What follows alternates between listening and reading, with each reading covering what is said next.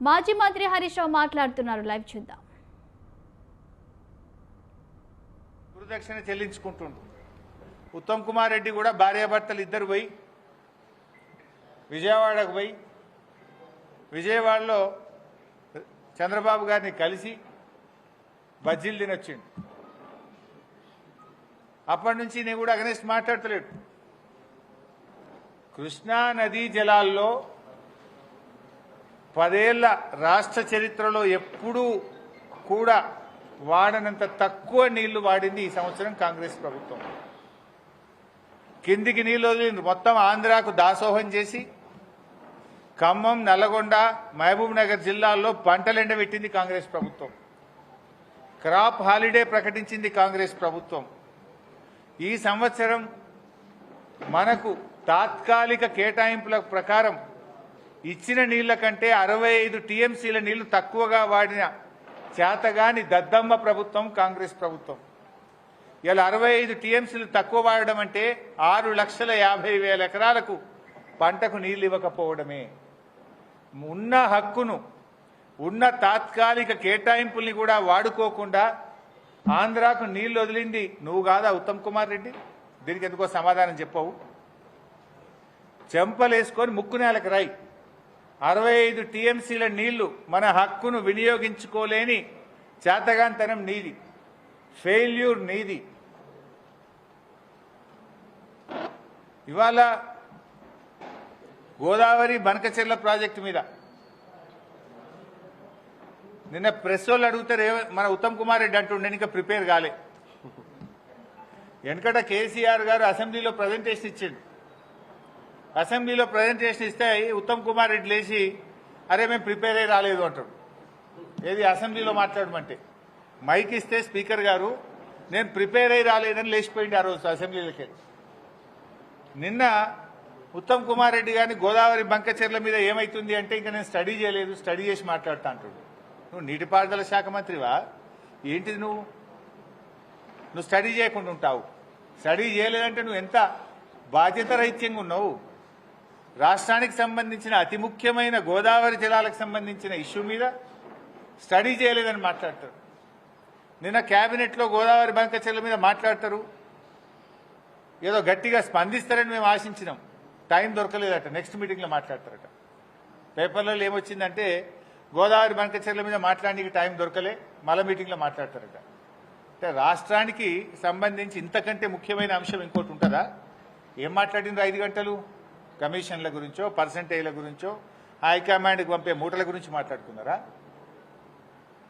400 టీఎంసీల గోదావరి జలాలను అక్రమంగా ఆంధ్రప్రదేశ్ ఏ అనుమతులు లేకుండా తరలించకపోతుంటే గుడ్లప్పగించుకొని చూస్తారా? సుప్రీంకోర్టుకు పోయి ఆపే బాధ్యత లేదా? కేంద్ర మంత్రి మీద ఒత్తిడి తేరా?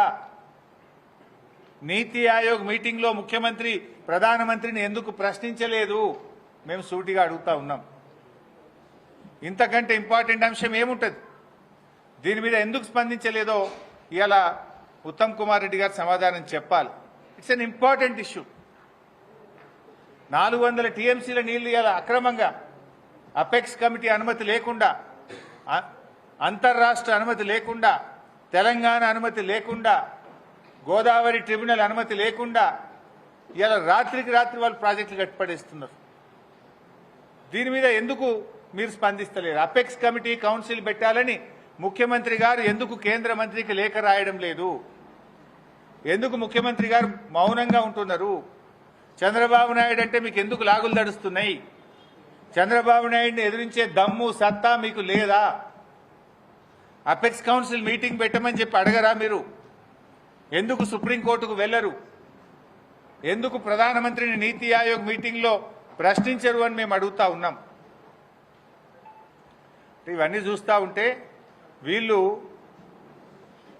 బాధ్యత లేకుండా వ్యవహరిస్తూ ఉన్నారు. పూర్తిగా ఆంధ్రప్రదేశ్కు దాసోహం అయిపోయింది. ఇలా మేము ప్రశ్నిస్తున్నాం. 2 నెలల నుంచి బీఆర్ఎస్ పార్టీ ప్రశ్నిస్తూ వచ్చింది.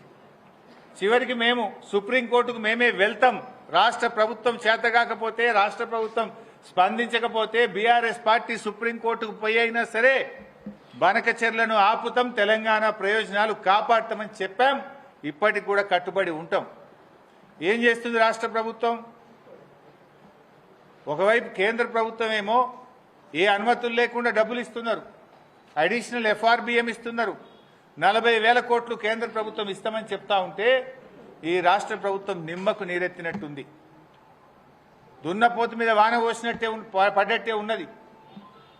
అంటే లేఖలు రాసి చేతులు దులుపుకుంటున్నాడు ఉత్తమ్ కుమార్ రెడ్డి. లేఖలు కాదు, అయితే ప్రశ్నించండి, నిలదీయండి, లేదంటే అఖిల పక్షాన్ని కేంద్ర ప్రభుత్వం దగ్గర తీసుకుపోండి, ధర్నా చేద్దాం పండి, జంతర్ మంతర్ ఇక్కడ అందరం కలిసి నిలదీయండి, సుప్రీంకోర్టు పోండి. ఎందుకు పోతలేరు?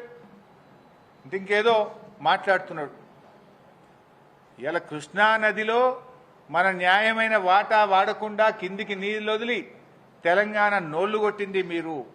65 TMCల నీళ్లు ఆంధ్రాకు అధికంగా అప్పజెప్పింది మీరు. గోదావరి బనకచెర్ల కడుతుంటే గుడ్లప్పగిచ్చి చేతులు కట్టుకొని చేష్టలుడిగేటట్టు చేస్తున్నది మీరు. ఇవాళ Srisailam right branch canal lining జరుగుతుంటే దాన్ని కూడా నిలువరించలేకపోతున్నది మీరు.